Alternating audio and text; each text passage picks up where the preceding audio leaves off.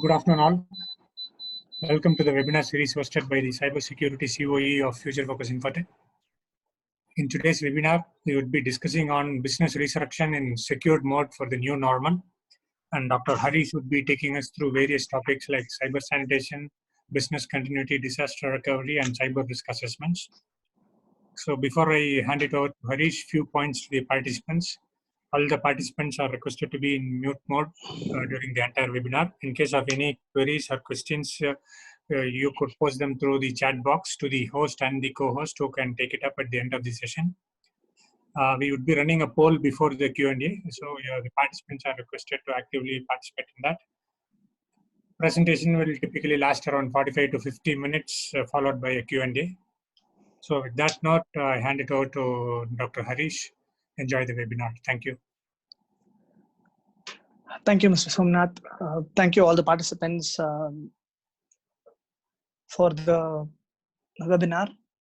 This week, the topic is business resurrection and secured mode for the new normal.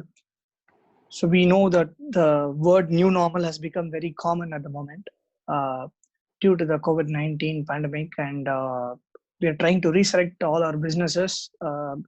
In fact, during our conversation before the webinar with FFI teams, apart from IT companies, most of the companies, it is full resurrection. For IT companies, it is a partial resurrection.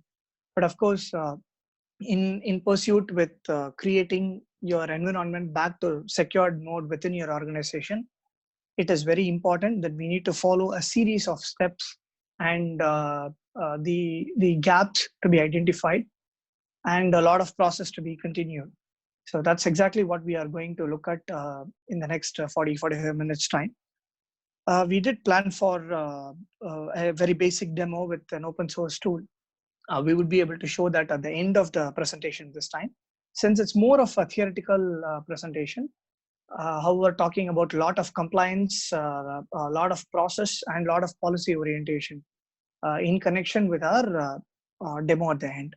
So please make your notes required. Of course, post this webinar, the videos will be available in YouTube channel of FFI. So you can continue to watch and refer anytime that you want. So with all your confirmation, I'm just getting into the first slide. So the first slide is an agenda slide where we are going to start with sanitation from infrastructure to endpoint.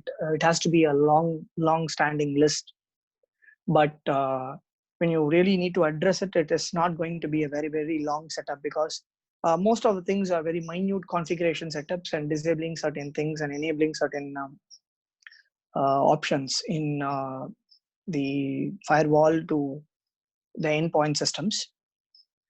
Then we need to understand the business continuity. During work from home, we have enabled a very, very good business continuity. A lot of us did successfully performed it. Some had the issues and some were not able to perform it successfully. Since the whole world was in the pandemic, it was acceptable across regions and across latitudes and longitudes. But business continuity, when you're getting back to business, is very important. When you say that you have been back to business in office, then seamless continuous process is again very important, and we will be discussing about that. Then the next point would be cyber resilience. We would make sure that how to continue to maintain away from cyber threats. As a matter of fact, a lot of phishing attacks and cyber threat attacks have been initiated in the last couple of months' time. I mean, there are a lot of statistics that we can go and browse on. However, we've not mentioned any statistics in the presentation, but I would just share some of my experiences and with some of my clients whoever did communicated to me in the last 1.5 months' time. And even in the previous webinars, we did discuss multiple options. But this time it's towards staying safe, continuous monitoring, logging, etc. Then the risk assessment, risk management process, which would support the management team to understand what is required, what is to be inherited, what is to be adhered in combination with governance, risk, and compliance.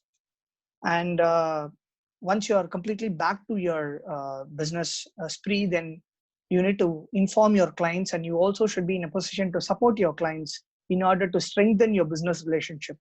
Of course, not talking to a customer for a period of long time would definitely create a gap.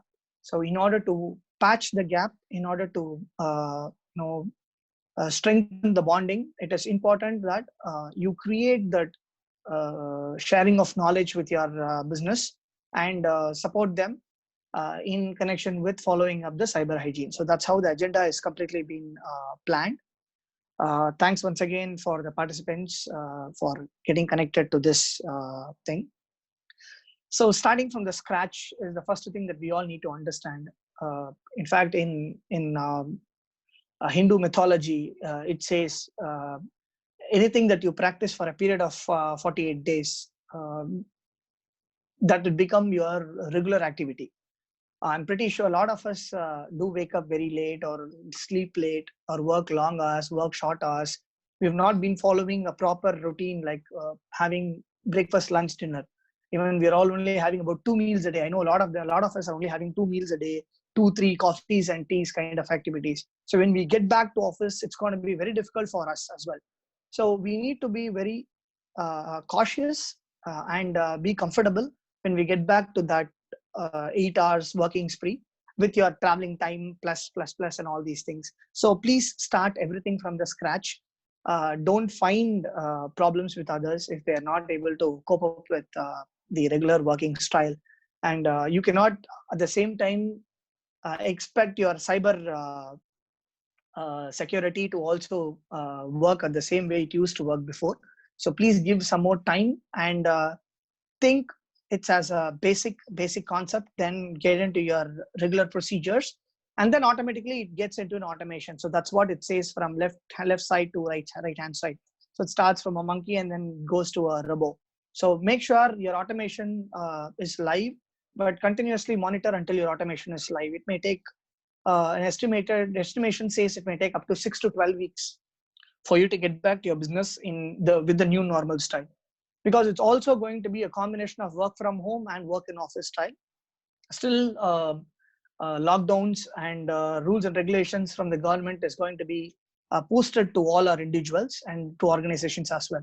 So we need to be very confident in following the rules, and at the same time we also need to care our data, care for our organization environment. So with that, I'm moving to the next one, where it says sanitation infrastructure to endpoint. See, there is a word which we call it as a buzzword in a lot of technological development companies and cybersecurity companies, called as a sandbox. So sandbox is nothing but an environment which is not connected, or which is not a development environment. So you may have your development environment where you have your data, your backup, your disaster recovery setup, your software, your files and everything being stored, and you keep accessing that every now and then. It may be in your cloud environment, it may be in your local environment. That's absolutely based on the organization's perspective. But when you create a sandboxing environment, it is isolated. It doesn't connect to your regular wireless access point. It doesn't connect to your regular network environment, or to any of the software, including your Active Directory or server kind of setup. So you need to create a very small sandbox environment. According to the organization's strength, the sandboxing environment can be increased. So we're talking about organizations from 25 numbers to 2,000 numbers or 5,000 numbers. It doesn't matter. If it is a small organization, it is going to be much more easier, because you can ask all of them to come in 1 or 2 days, and you can perform the activity that I'm going to be listing in the next half an hour.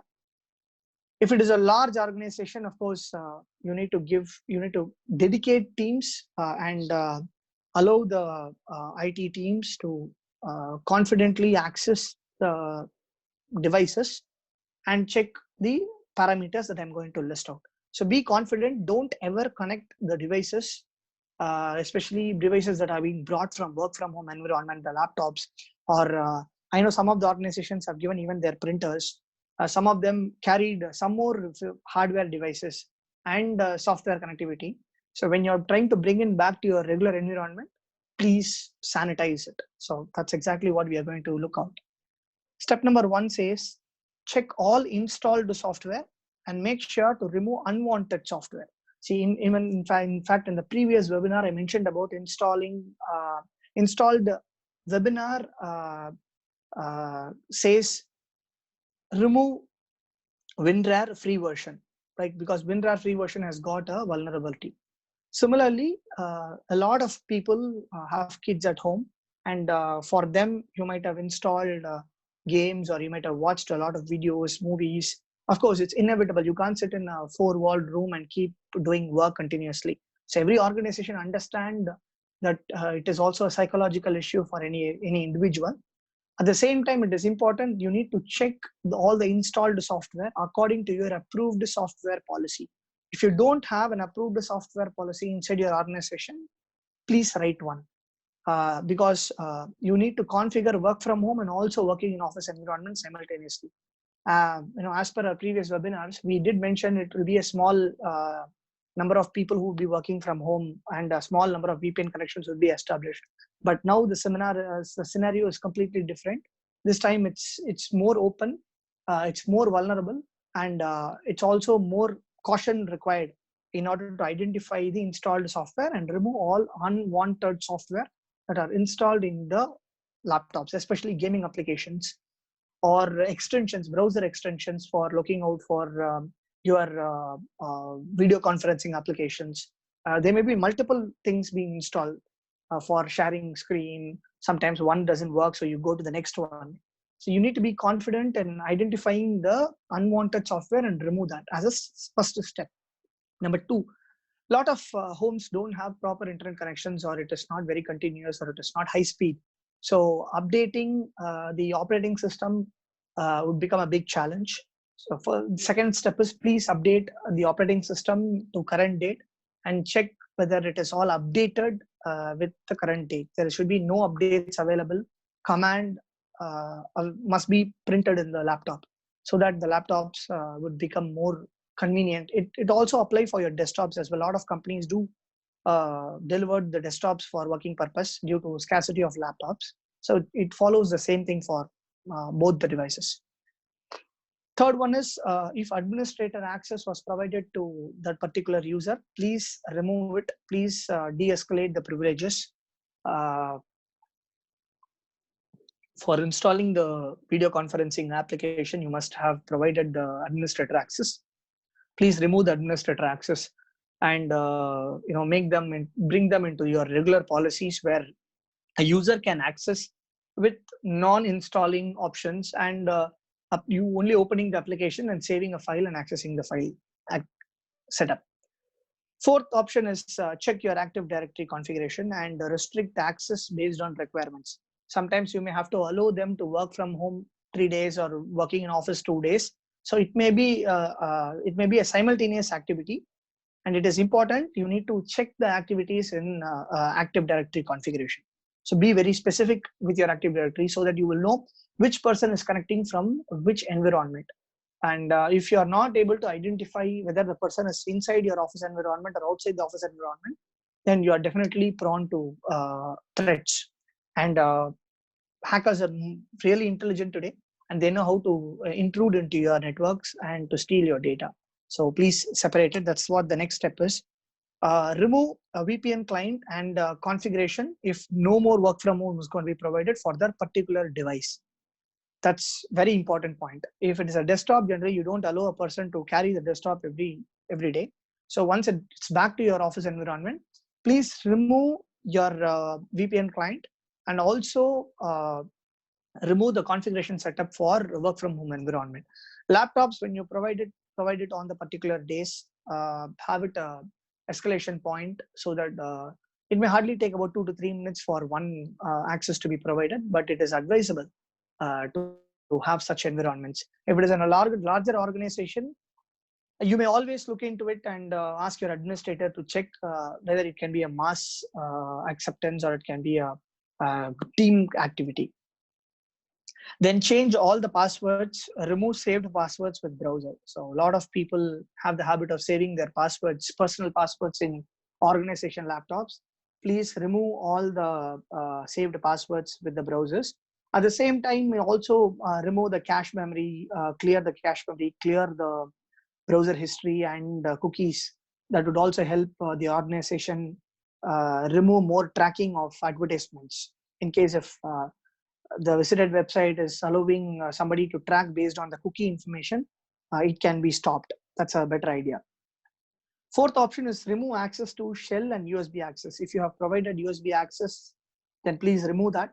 Or software might be installed using that, or data transfer might have happened using USB drives. So generally in organizations, we don't provide USB access, and we also disable the complete USB where people also cannot charge it.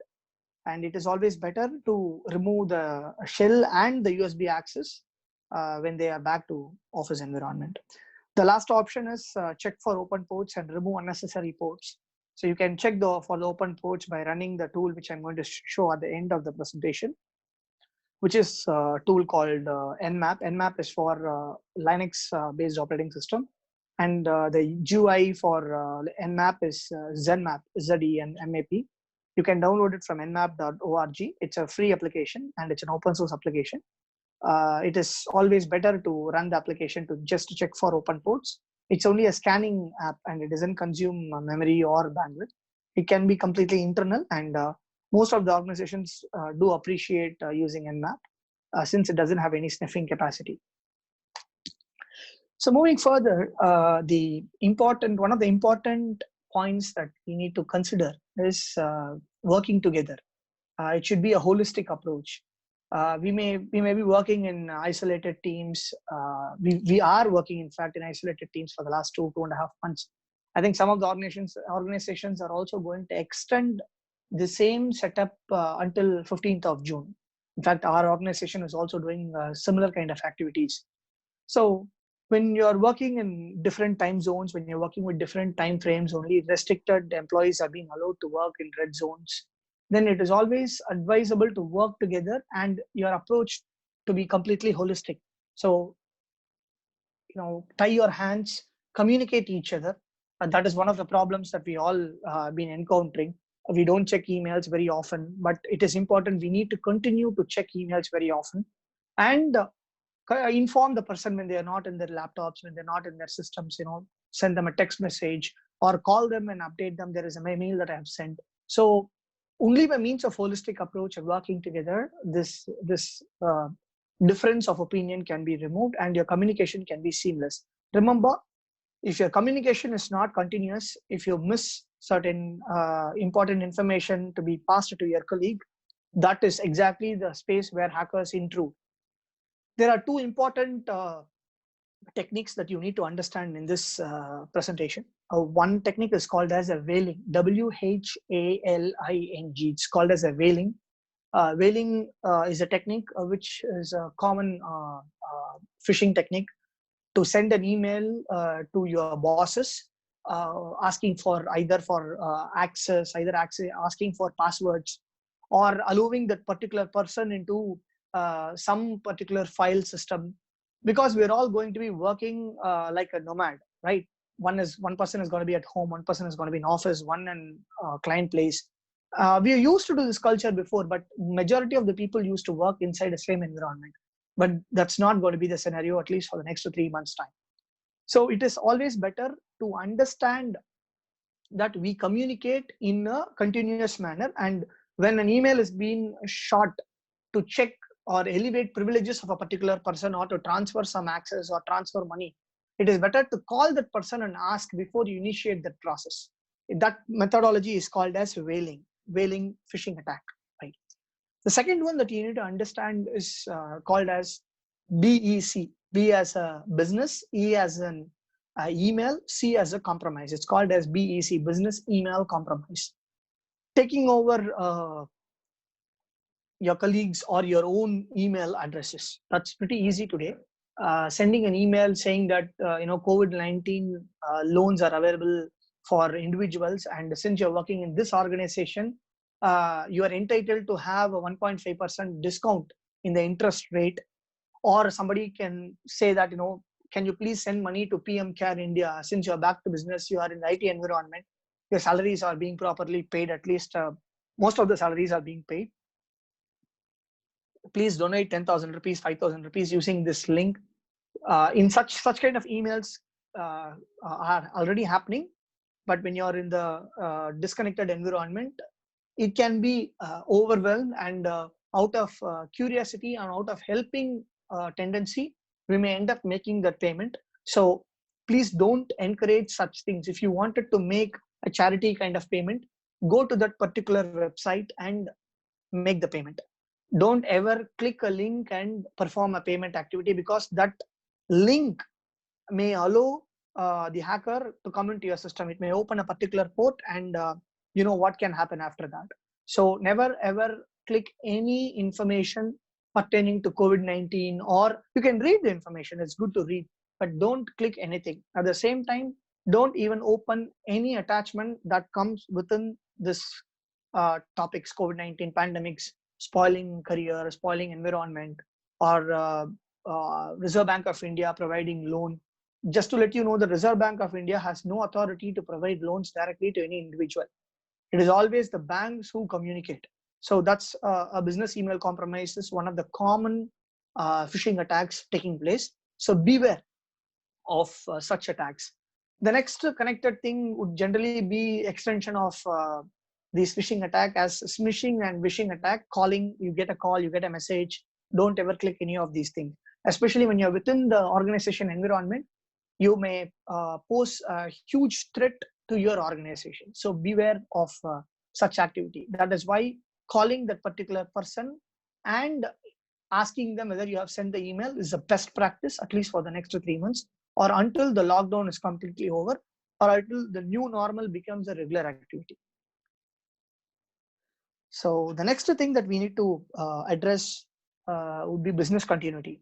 A lot of us know that business continuity is the core of IT environments, IT businesses, and of course, today it has become a very common thing in any company where there are following digital practices.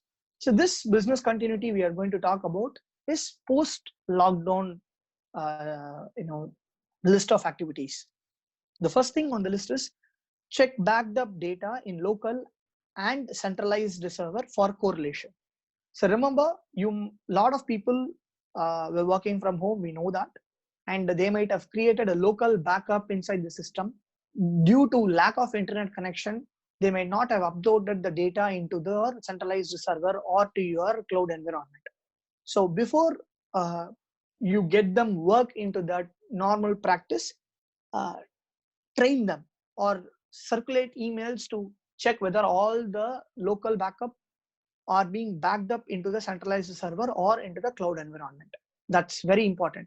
If they have not done it, then you don't know when you will lose a problem, when you will get a problem, and you will end up losing a huge chunk of data that was created for a very long time. Effort would completely be lost. And remember, correlation based on time frame is again very important. So check that correlation based on updates that are taking place. Typically, you can have a cycle every 3 days. You can check all the employees backup, whether it is all being done and dusted, until you get back to your regular practice. Second thing on the backup is check your hot and cold backup for immediate restoration drill. So your hot backup is generally the backup that is performed during your work timing. If you're working in a database, if you're working in a file, that file would get backed up immediately, simultaneously when you're working. Backup is taking place, then that is called as a hot backup. When you complete the work and then initiating a backup is called as a cold backup.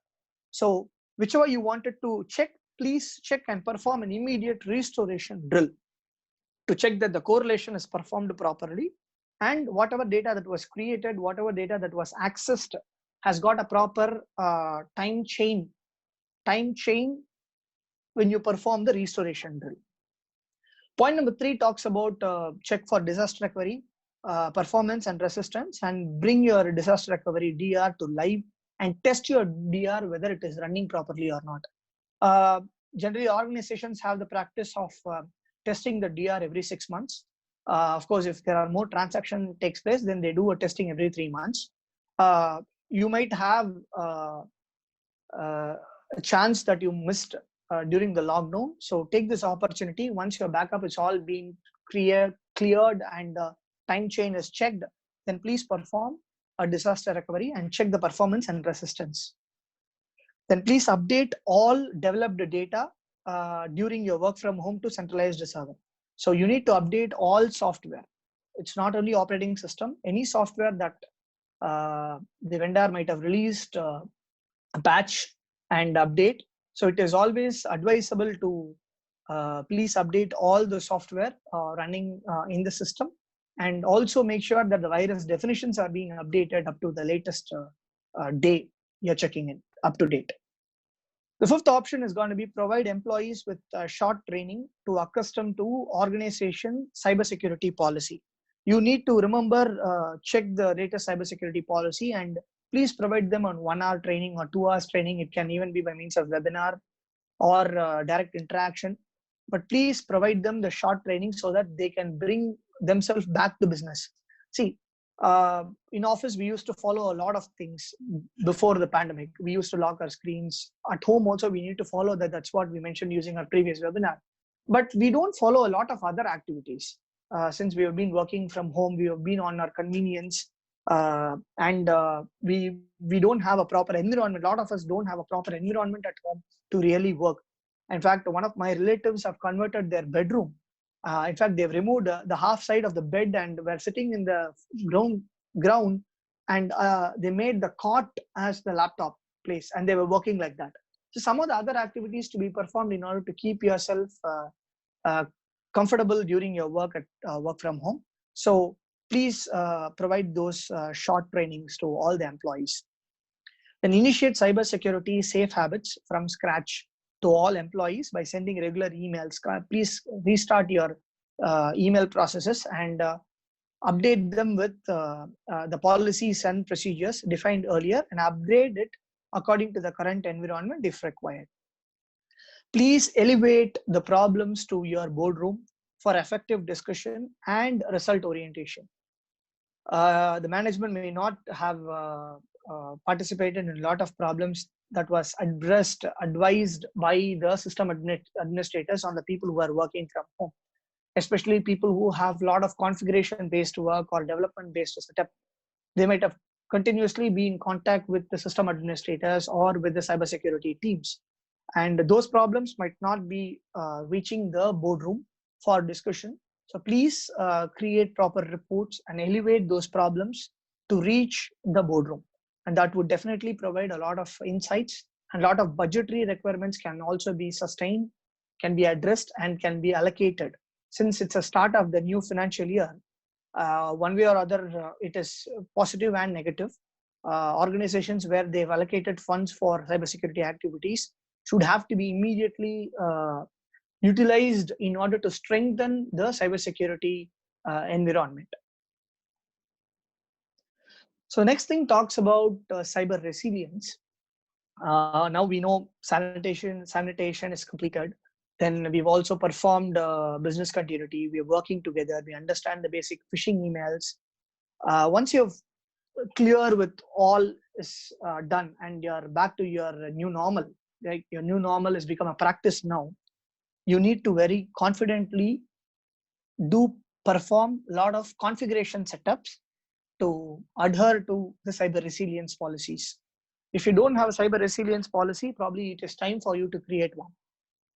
The first thing in the list is separate work from home domain and inside office domain separately, which means you need to create dedicated VLANs. Please define dedicated VLANs for people who are working from home and people who are connecting within the office environment. That would help you identify if there is any problem that is occurring. For example, there is an intrusion that is taking place, and you imagine that the person is working from home, but the person is inside the office, then that itself creates a huge chaos inside the environment, inside the office environment. So it is better to allow dedicated VLANs and allow those particular people who are trying to work from home through that virtual LAN, and people who are connected within the office through a virtual LAN. Inside your premises, if people who are connected using Wi-Fi create a VLAN for that. People who are not connected using a Wi-Fi, create a VLAN for that. So that would make sure that your organization has got a few VLANs. When there is a problem, you will have restricted number of users to identify where the problem was originated. And that should be continuously practiced. That's why the word cyber resilience is coming into existence. The third point would be, please reconfigure all wireless access points. Remember, your wireless access points may have a rogue connection, or it may not have been functioning as usual before. Number of limited users might have come down, speed might have been increased. Everything is a problem. If there is a spike coming down or going up, it's definitely an issue. So please reconfigure all wireless access points, and please recreate the passwords, reset all the existing passwords and recreate new passwords, and provide according to the VLAN separation the passwords to particular users so that they would have their connection. If you are especially using Radius or Tacox authentication system, it is much better. And if you don't have one, it is pretty easy to configure one within your environment, and you can connect that with your virtual LAN. The fourth point has got multiple connections. This is particularly for people who work in indigenous applications or application belong to a client environment. So please check application security vulnerabilities due to configuration changes. Work from home, you might have changed the port numbers, you might have changed the path. A lot of things might have taken place. In order to bring it back to your regular working style, first thing that you need to check is your configuration management. Check whether the port numbers are right, whether you might have used a local port or you might have used a port which is diverted to from a cloud environment. Allocate those port numbers that you used to work before the pandemic. So that's exactly your configuration management comes in. People who are working in infrastructure where you have opened up a lot of ports for particular application to be accessed, probably you can restrict those port numbers and allocate it for some other activity and reduce the bandwidth issue. Point number 2 would be sensitive data handling. Encryption might not have processed clearly. So it is important that you need to be confident in accessing the sensitive data. So make sure your encryption is always live and you are connected using secured environment, secured connectivity. The third option would be session management closure. So when you used to work from home, you don't need to check out for session management and other things, especially when you are within the organization, because you are connected to through a dedicated VLAN and it's your own session. Through that your own session, other systems cannot be easily connected. But within an environment, since everybody is connected to one particular VLAN or to particular intranet, if a session is not being properly closed in the application, it may allow an intruder or even an insider to crawl within the network. Fourth option is exception management closure. So if any exceptions being created for that particular application for the particular user, please remove those exceptions. If there are more exceptions to be created, please create it, and don't miss this point, because this may also allow or put the user into a blind spot where what exceptions were created, what exceptions were not created.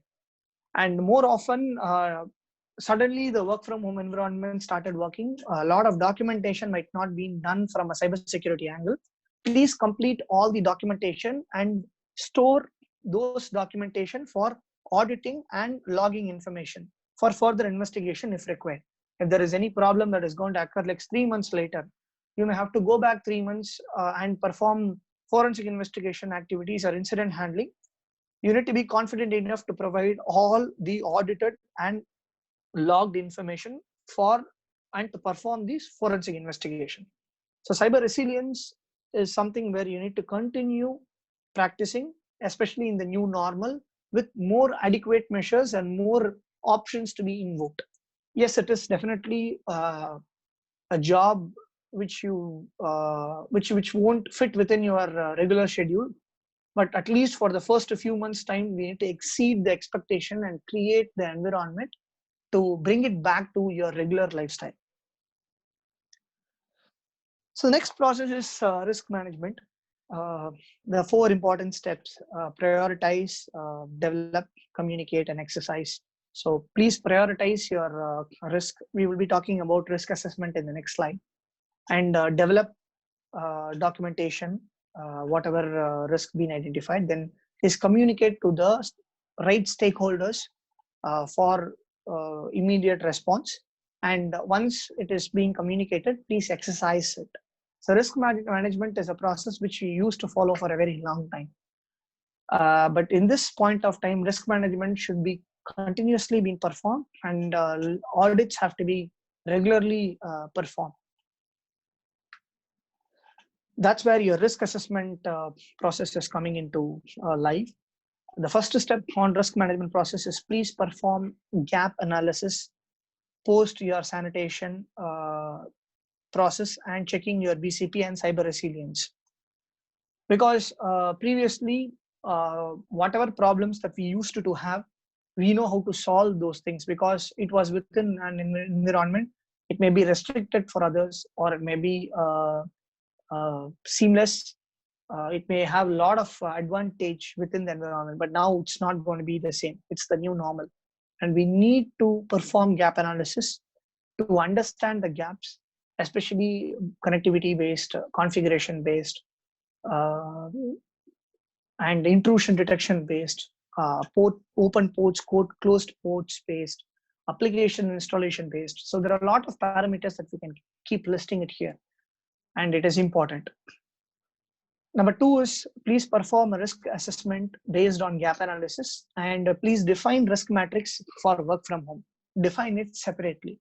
I know we wouldn't have enough time to define the risk matrix for work from home, but when you perform the risk assessment based on the gap analysis, it would provide you more information for you to perform the risk matrix for work from home, and hence it would help you to elevate your defense to a better level in order to eradicate the threats that may pose in the next few months. Option number 3 says perform vulnerability assessment and penetration testing. Yes, we all do VA and PT according to our compliance purpose, according to our requirements activities. It is always best and important to perform the activities using a third party, third party to suggest whether there are any open ports, because we know that we are the blue team working inside the organization. We know exactly where the holes are, where the holes are not, but we only know what is there in the top layer. We generally don't go very deep into the technical stuff and understand the vulnerabilities, especially when you're updating a lot of activities and when you're concentrating on cyber resilience and following up, updating the policies and procedures according to the standards and protocols. It is always better to allow a third party to perform your gap analysis, your risk assessments, your VAPTs, and of course, perform internal audits based on the reports that are generated. So it should be a series of steps starting from 1, 2, 3, 4, and it should be completed within a very, very short span of time. You perform a gap analysis today, then you perform a risk assessment after 3 weeks. Then you perform a VAPT after 6 weeks or 8 weeks. Then your internal audit is coming in. Then there is no use in following the risk assessment process. However big the organization is, you need to have a very tight framework. You need to close it in such a time that it should be, everything should be completed, including the mitigation plan to avoid the latest threats from our exercises within a span of 6 weeks time, a maximum. And please check for your quality control followed by a respective organization. So if you wanted to go for your ISO compliance or PCI DSS or HIPAA or SOC compliance or any of these things, it is important you follow all these things, all the list of items mentioned in the risk assessment, prepare your right documentation, and within the span of maximum up to 6 weeks, and call your quality control company to come and perform their external audit. Get your new normal habit. So the important thing here is the time frame. So you cannot think, nothing has happened, we are not being affected, we are not being attacked. It doesn't mean that you are safe, especially when you are coming back from an environment where you've not been used to. So more than 60 days, we've all been working from home. I mean, after a long time, I found a lot of people who are driving cars in the road are driving pretty erratically because they've not been touched their car for a very long time, or they've just switched on power on the car just to make sure that the battery doesn't go down. But I'm able to see that they are really not driving the way they used to drive. So just imagine that for driving a car, it's like that. For work environment, it's even more susceptible to attacks. So cautious in addressing it. Of course, we also need to care for our business and the business relationship where there was a huge gap being created because of non-communicating with the clients or not being regularly communicating with the clients where we used to before the lockdown. So it is better, please interact with your customers.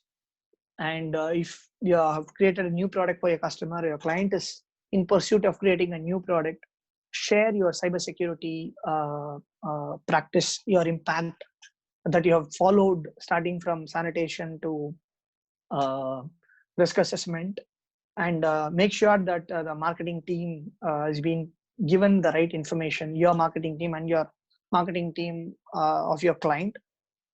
That would help you to strengthen your bonding between yourself and your company and your client's organization. Management of operations, which is again very important. Whenever you're trying to move, you're trying to update something of your client, intimate them very carefully and ask them to follow the series of steps. Set the policy, say that we have upgraded your policy, you have upgraded your terms and conditions, please look into it. If you have made a change into your force majeure clause, ask them to look at that clause and ask them to comment about the clause, and you provide more support from the cybersecurity angle so that the organization would be able to perform as usual with your client in especially terms of bonding and relationship.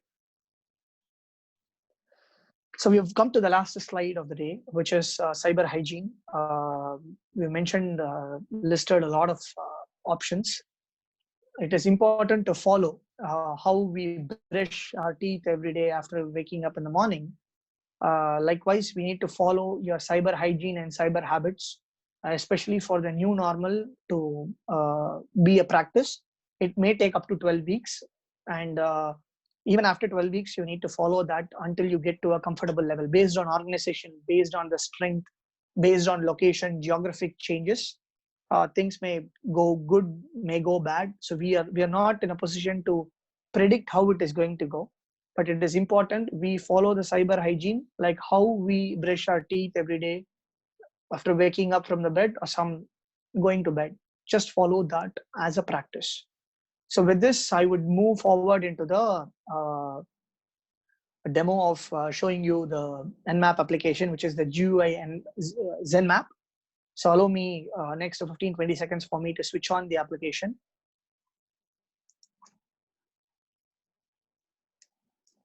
In the meantime, if you have any questions, I'm happy to take your questions because we have come to the last slide of the day.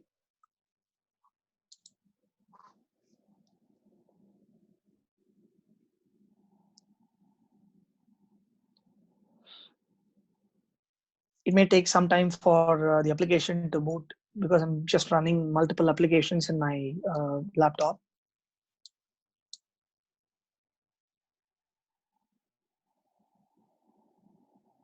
Yes, sir, I've got that. So let me share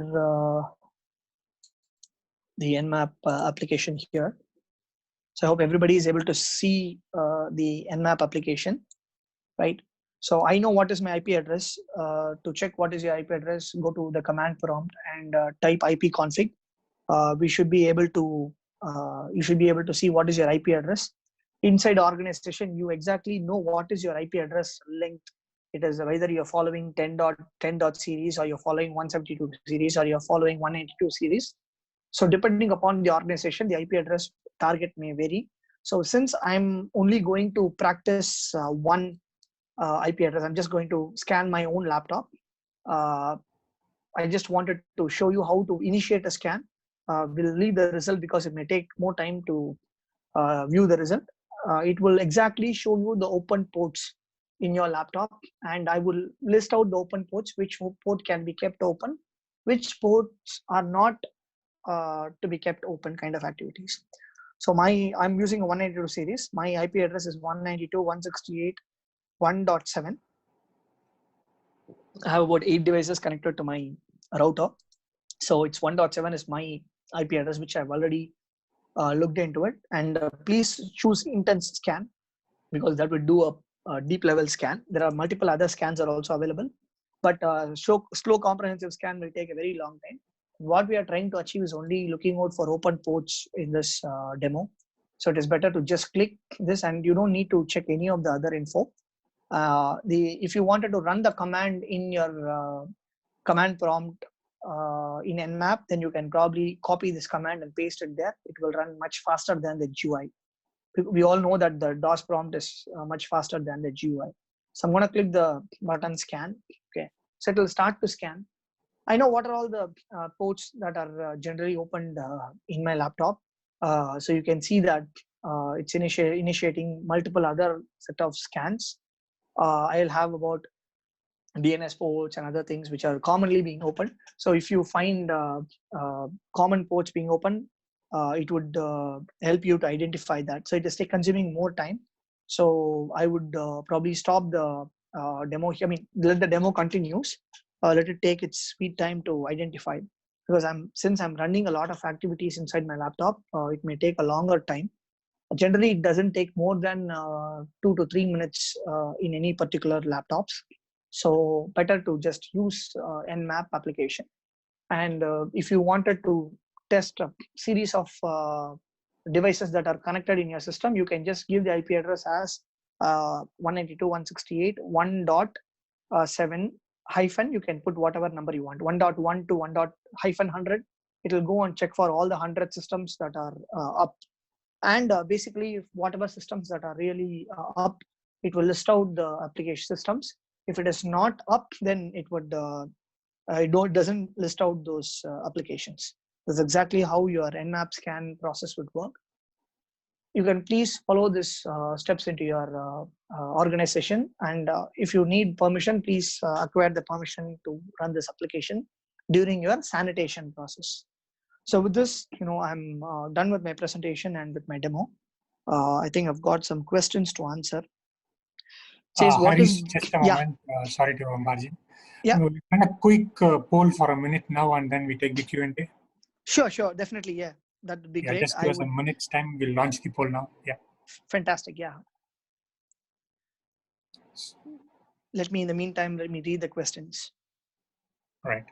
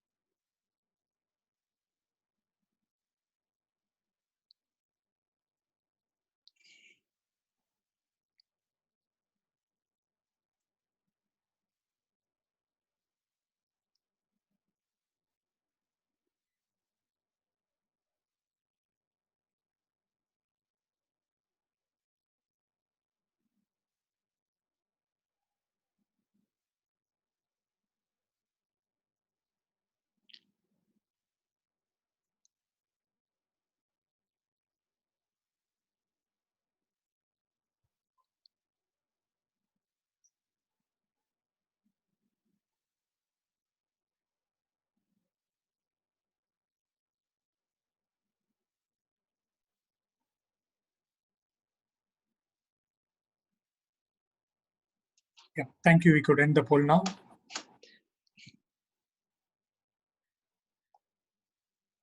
Harish, back to you for since I have some, maybe I'll take that up once you complete your thing.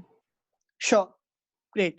So the first question is, what is the best practice to enable security to publish a on-premise hosted web application to internet for internal users? There are, of course, a couple of things. Generally, first thing you need to have is a web application firewall. Most of the organizations do have a network firewall, or otherwise called as a gateway firewall. But it is important that we need to have a web application firewall and do the configuration only to allow particular, because it's going to be for internal employees to access from the internet. So you can open up the setup only for their MAC addresses, or you can have a dedicated configuration, because you're anyway going to be applying VPN connection, and using web application firewall with right configuration and locking their MAC addresses would provide more security, and it would definitely be a best practices for using a web application hosted in on-prem and can be accessed from the internet. Especially for internet users, you can also open it for public users, but it is better to even connect gather their MAC addresses. That would check the variety. And another extended thing is you can allow them only on IPsec. You don't need to allow them SSL VPN connection. You can only open IPsec because IPsec is client based. So series of steps would provide you more security to it. So the next question is, some vendors configure web app access with standard ports. What's your comment on this? What's best strategy to use port numbers to enhance security? See, unfortunately, the vendors don't know that what application can be opened for that particular scenario to be created. So you can always change the port from a normal port to a different port. For example, LDAP injection is one vulnerable port, right? It's generally 389 being used across. So instead of using 389, you can change the 389 port to a random port, let's say 14,000 or 17,000, some random numbers that would fool the hacker. That would fool the hacker in identifying whether the port is a real LDAP or some other port. Until the hacker probe, the hacker will not be able to know what port it is being used for. So that's definitely best practice. Strategy in the sense, you need to reconfigure yourself. There's no other option. You have a firewall, you need to reconfigure it. You have an application, you need to reconfigure it. In fact, the companies wherever we are advising, we keep telling them every week, please change the port numbers, because you don't know where the threats are originated, since people are working from home and working remotely with bandwidth restrictions and a lot of other unrestricted and restricted things. So it is better to enable and configure it every week. It may be hassle really, but you need to make it a practice for the new normal. I think, yeah, those are the two questions which I have got. So do we have any further questions to proceed, or I think? Yeah, we have one question, Rish. Sure, please. This Nmap, which we saw demo, is an open source. Right? Yeah. Yeah. So there may not be releases or versions very frequently by the OEMs. So what will be the impact on the results of the scan due to this? I think it's a very fantastic question. See, Nmap, yeah, it is an open source, but it's not it's not like other open source things. Nmap is one company where they release updates very often. Compared to other companies. But yes, even though the updates are not compared to proper commercial software, the thing is, what we are trying to look out is only for open ports. In most of the cases, I would say trust Nmap, say about 95-96% on your data. The remaining 4% is within you. Any open source tool for that matter, the trust base is only between 40 and 60%. But Nmap, the utilization for Nmap that you're trying to use is only for checking the open ports. So you can trust more than 90% of that. And with Nmap, I think my answer can hold good. For other applications, we have to have detailed analysis and prove it across. All right, great. So thanks, Harish, for your elaborate session and answering the Q&A from the participants. We have come to the end of today's webinar. Thanks all for attending today's session, and see you in the upcoming webinars. Thank you all. Thank you. Thanks a lot for the opportunity. Have a good and safe time at home.